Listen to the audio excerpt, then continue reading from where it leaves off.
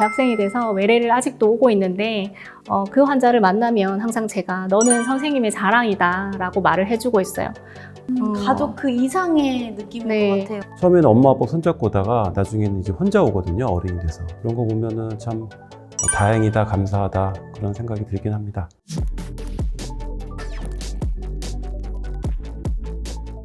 자, 인사드릴게요. 하나, 둘, 셋. 안녕하세요. 슬기로운 내재활 마지막 방송입니다. 제 옆에 있는 두 분부터 소개해드려야겠죠?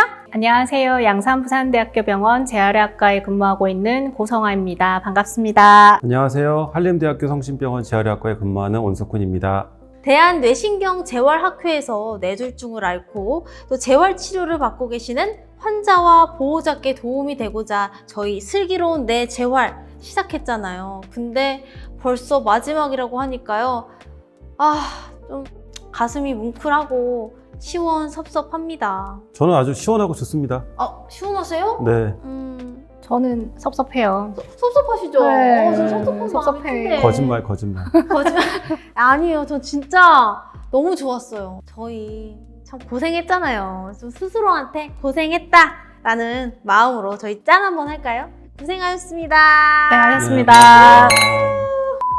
오늘은 지난 방송을 보고 댓글로 남겨주신 질문과 진료실에서 환자분들이 많이 물어보시는 질문들에 대해서 답변을 하는 시간을 갖도록 하겠습니다. 댓글 질문 중에 이런 질문이 있었습니다. 뇌졸중 환자가 재활을 하면 좋아진다고 하는데 그게 뇌가 좋아지는 건지 아니면 훈련을 통해서 신체 기능이 좋아지는 건가요? 라고 해주셨어요. 두 가지가 다 맞는 말입니다. 1화에 나왔었는데 뇌는 뇌가소성이라는 걸 가지고 있습니다. 1화 때 원숭이가 손이 좋아지는 것에 대한 연구를 말씀해 주셨는데 런던의 택시 운전사에게 있는 되게 유명한 연구가 있습니다. 런던이 굉장히 길이 복잡하기로 유명한데 지도를 내비게이션 시스템이 없을 땐 다 외워야 되잖아요. 오랫동안 택시 운전을 하셨던 분들을 MRI를 촬영을 해보니까 기억을 담당하고 있는 해마라는 부분이 정상인에 비해서 더 크더라 라는 연구가 있었어요. 계속적으로 반복해서 훈련을 하다 보면 뇌의 구조도 변하고 뇌의 신경망이 변해서 뇌가 좋아진다라는 그런 근거가 있는데 이게 결국은 뇌졸중 환자한테도 뇌의 가소성의 근거가 되는 거고 그래서 뇌가 좋아지게 되는 거죠. 그렇게 해서 뇌가 좋아지게 되는군요. 그럼 이번에는 재활을 통해서 뇌 변화가 없이 신체 기능이 좋아지는 점도 설명해 주시면 좋을 것 같아요. 뇌졸중 환자가 네. 재활치료를 제대로 받지 못하게 되면은 경직, 관절 구축, 통증, 우울 같은 문제가 생기게 되는데 그런 문제가 심하게 된 환자들은 기능이 나빠지게 됩니다. 그런 사람들이 재활치료를 제대로 받게 돼서 경직, 관절 구축, 통증, 우울 같은 문제들이 해결이 되면 환자의 신체 기능이 좋아지게 되죠. 근데 물론 이러한 경우도 뇌 기능의 변화가 전혀 없는 건 아니지만 부작용, 합병증 같은 관리를 통해서 기능이 좋아진다 라고 말씀드릴 수 있을 것 같습니다. 네, 정말 딱딱한 답변 잘 들었고요. 네, 이제 두 번째 질문 나갈 텐데요. 두 번째부터는 두 분 다 조금 더 편하게 릴렉스 하시면 좋을 것 같아요. 두 번째 질문. 앞에서 우울 증상이 있으면 기능이 나빠진다고 온쌤이 해주셨죠. 근데 실제로 뇌졸중 환자에서 나타나는 우울증에 대한 질문이 있었습니다. 이에 대해서 자세히 설명해 주시죠. 뇌졸중 환자한테 우울증은 굉장히 흔합니다. 왜냐하면 뇌졸중이라고 하는 게 하루아침에 그냥 발생하는 질환이기 때문에 팔다리가 안 움직여지고 말이 안 나오고 먹는 게 안 되고 이렇게 되다 보니까 굉장히 큰 좌절감을 갖게 되고요. 그리고 또 이제 재활치료를 열심히 하시는 중에도 이제 건강한 상태로 돌아갈 수 있을까라는 걱정이 많이 되시기 때문에 그 외에도 뇌가 손상을 받게 되면 감정을 조절하는 신경 전달 물질이라는 게 있는데 그게 불균형을 일으켜서 실제 내가 막 그런 감정을 가지지 않았는데도 머리에서는 그런 전달 물질이 막 나오니까 자꾸 우울해지는 그런 마음이 생기기도 합니다. 정말 우울해질 것 같긴 해요. 근데 이 뇌졸중 후에 오는 우울증은 그냥 지켜봐도 되는 거예요? 아니면 치료를 해야 될까요? 치료는 꼭 해야 됩니다. 우울한 감정이 한두 번 있는 거야 상관이 없지만 이런 우울감이 오래 지속되게 되면 재활치료도 잘 받으려고 하지 않게 되기 때문에 기능 회복이 지연될 수가 있거든요. 꼭 반드시 치료를 잘 받으셔야 기능 회복에도 도움이 되십니다. 좀 치료를 잘 받을 수 있게끔 유도를 해야겠네요. 그렇죠. 네. 꼭 받으셔야 됩니다. 네, 세 번째 질문으로 넘어가 볼게요. 자, 퇴원해서 집에서 계시는 환자분이 주신 질문 같아요. 이번 재활치료가 끝나고 집에 있는 환자가 지켜야 하는 중요한 점을 알려주세요 라고 하셨습니다. 뇌졸중 환자분들이 이제 집으로 퇴원하시고 외래에 찾아오시는데 그분들한테 제가 제일 말씀드리는 거는 재발이 절대로 일어나지 않도록 해야 된다, 노력해야 된다라는 겁니다. 그럼 재발을 방지하기 위해서 환자분이 하실 수 있는 게 뭐가 있느냐? 제가 굉장히 잔소리를 많이 하는데요. 혈압, 혈당, 콜레스테롤 관리는 약물 처방을 받아서 복용하고 계시는 걸 잘 하셔야 되고요. 건강한 식습관, 규칙적인 운동 하시는 거, 금연, 금주는 말할 필요가 없습니다. 그렇게 해도 하시는 분들이 있어서 그래서 제가 계속 잔소리를 좀 많이 하게 되는 것 같아요. 잔소리 계속 하셔야 될 것 같아요. 근데 이 규칙적인 운동 잘 알고는 있어요. 잘 많이 들어봤는데요. 그 운동 어떤 운동을 해야 되는지는 잘 모르겠거든요.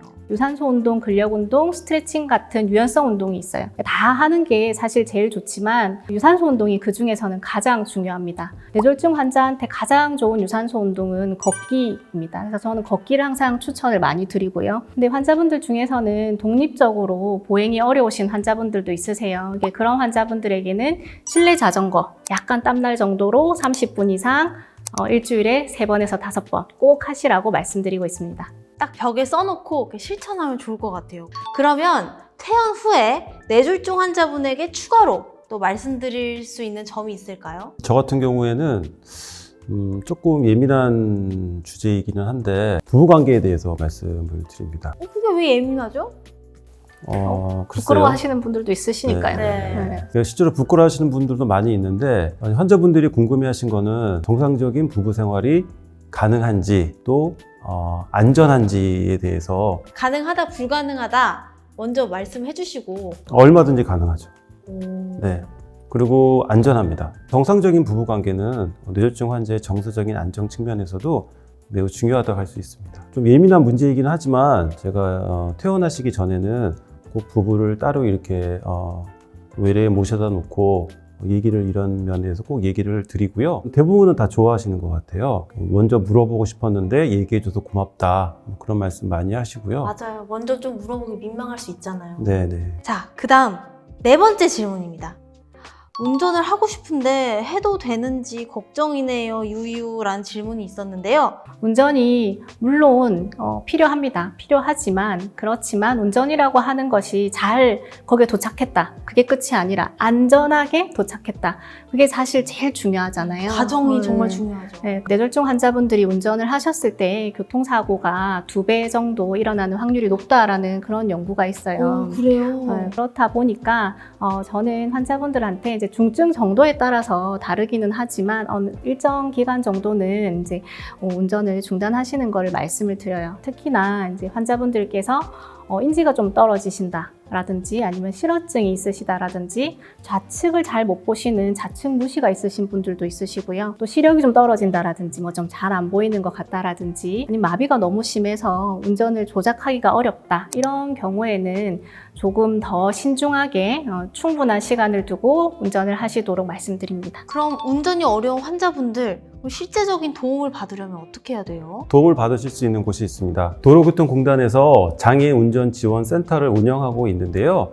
이곳에서 교육과 내가 운전을 할 수 있는지 시험도 보실 수 있습니다. 그래서 장애인 복지 카드와 신분증을 가져가시면 교육과 시험을 받으실 수 있으니까 한번 꼭 알아보시고요. 국립재활원, 국립교통재활병원, 그다음에 근로복지공단에서 운영하는 여러 산재병원들이 있는데요. 이곳에서도 뇌졸중 환자분들의 운전을 도와줄 수 있는 여러 시스템을 갖추고 있습니다. 특히 국립재활원에서 운영하고 있는 자동차 가상훈련 시뮬레이터가 있습니다. 이곳을 방문하시면 가상현실 시스템을 통해서 내가 실제로 운전을 연습해 볼 수도 있고 내가 운전을 과연 할 수 있는지 아닌지를 테스트해 보실 수도 있기 때문에 한번 꼭 방문해서 교육도 받으시고 시험도 보시고요. 안전하게 운전하실 수 있으시면 좋겠습니다. 안전운전 필수죠? 꼭 해주세요. 이제 질문들보다는요, 또 제가 좀 개인적인 또 쌤들의 스토리를 좀 듣고 싶더라고요. 기억에 남는 환자분들 에피소드가 많으실 것 같은데 이런 질문을 받으면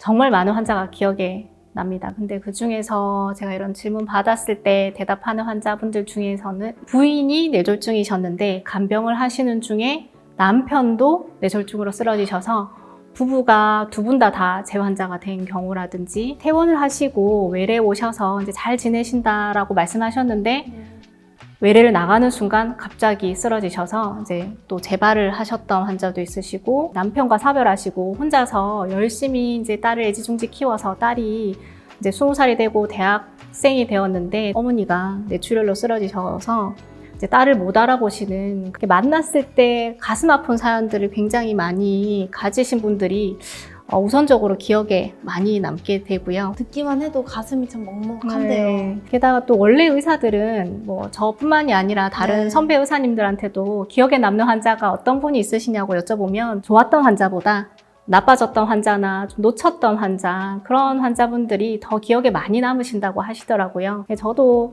아직까지는 그런 환자분들이 더 기억에 많이 남기는 합니다. 그렇지만 그래도 좋은 기억을 갖고 있는 또 환자분들도 있으실 거잖아요. 그럼요. 좋은 환자분들도 많으시죠. 제 환자 중에서 15살 때 뇌졸중이 생겨서 아마도 오른손으로 글씨는 쓸 수 없을 것 같다. 이제 우리 학생은, 우리 아이는 양손잡이가 되는 거다. 오른손이 왼손이 되고 이제 왼손이 오른손이 오른손. 되는 거다. 그렇게 해서 낮에는 이제 일과의 시간에는 재활치료를 오른손을 열심히 받게 하고 저녁 시간에는 이 애를 데리고, 이 학생을 데리고 왼손으로 글씨 쓰는 연습을 시켰어요. 왜냐면 15살이니까 나중에 학교를 가야 되고 공부를 해야 되니까요. 글씨만 쓰는 게 하면 안 되겠죠. 공부도 해야 되니까 숙제도 내주고, 그래서 숙제 검사도 하고. 역시 깐깐한 선생님이셨군요. 그렇게 해서 그 학생이 수능을 보고 대학교에 갔다고 하더라고요. 어엿한 대학생이 됐어요? 네, 대학생이 돼서 외래를 아직도 오고 있는데 그 환자를 만나면 항상 제가 너는 선생님의 자랑이다 라고 말을 해주고 있어요. 가족 그 이상의 느낌일 네. 것 같아요. 우리 온쌤도 있으실 것 같아요. 저는 제 외할머니가 뇌졸중으로 돌아가셨는데 제가 이제 의대 본과 4학년 때 외할머니가 뇌졸중에 걸리셨어요. 그래서 이제 1년 고생하시다가 이제 돌아가셨는데 제가 그때는 재활학과 의사가 아니었기 때문에 전혀 몰랐어요. 그래서 모르셨다는 게. 그러니까 재활치료를 어떻게 해야 되는지를 네. 제가 전혀 말씀을 못 드렸어요. 그래서 좀 이렇게 마음에 남으시겠어요. 네, 제 마음에 좀 이렇게 빛이죠, 빛. 네, 그래서 항상 이제 할머니에 대한 생각이 항상 먼저 나고요. 또 하나는 이제 드문 경우이긴 한데 가끔 뭐 초등학생이나 중학생들이 이렇게 뇌졸중에 걸리는 아이들이 있어요. 그럼 이제 그런 아이들은 몸이 불편하니까 좀 이제 사춘기를 좀 혹독하게 지내죠. 또 그런 아이들이 또 재활 잘 받고 나중에 사회에 나가서 대학생도 되고 직장인도 되고 그래서 처음에는 엄마 아빠 손잡고 오다가 나중에는 이제 혼자 오거든요. 어른이 돼서. 그런 거 보면은 참 다행이다, 감사하다 그런 생각이 들긴 합니다. 두 쌤들이 케어하셨던 환자분들 얘기를 들으니까요. 더 제가 슬기로운 내 재활을 한 게 뿌듯하네요. 또 그분들한테 도움이 될 만한 저희 정보들을 드린 거잖아요. 이런 슬픈 얘기를 잠시 접어두고 저희가 인트로 첫 방송 때 했던 게 있어요. 뭔지 아세요, 고쌤? 구독자가 5만이 넘으면 대한내신경재활학회에서 뇌졸중 환자와 보호자를 위한 음악회를 여시겠다고 공약하신 걸로 알고 있는데요. 맞아요. 그 네. 공약 아직 유효한가요? 유효하죠, 그럼. 회장님이 유효하죠. 회장님이 1화에 나와서 회장님이 직접 하셨으니까 아마 유효하지 않을까요? 그러려면 많은 구독 부탁드립니다. 끝으로 시즌2 소개를 간단히 해주시면서 슬기로운 내 재활 시즌1을 마무리하도록 하겠습니다. 저희 시즌2도 있는 거 맞나요?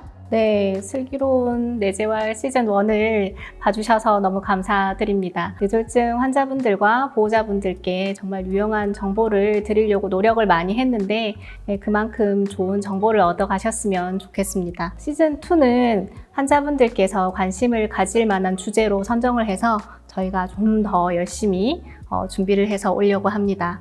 많은 기대 부탁드립니다. 오, 너무 깔끔하게 멘트 잘해주셨는데 온쌤도 질 수 없죠. 1화부터 10화까지 한 번도 빠짐없이 저희 촬영에 참여해주셨잖아요. 아까 제가 처음에 시원하다고 말씀드렸는데 사실 저도 매우 섭섭하고요.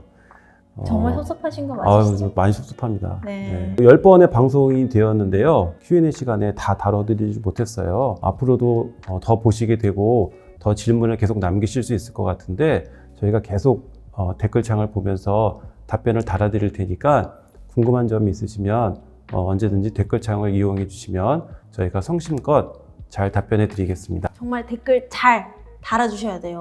그럼요. 이렇게 아쉽게 또 아쉽지 않죠? 이렇게 깔끔하게 슬기로운 내 재활 시즌 1 끝으로 마무리해보려고 합니다. 지금까지 시청해주신 우리 구독자분들 정말 감사드리고요. 시즌 2로 또 활기차게 돌아오도록 하겠습니다. 구독 좋아요 알림 설정 부탁드립니다. 맞다. 그래도 우리 마지막인데 짠을 하고 끝내야죠. 고생하셨습니다. 네, 감사합니다. 원샷.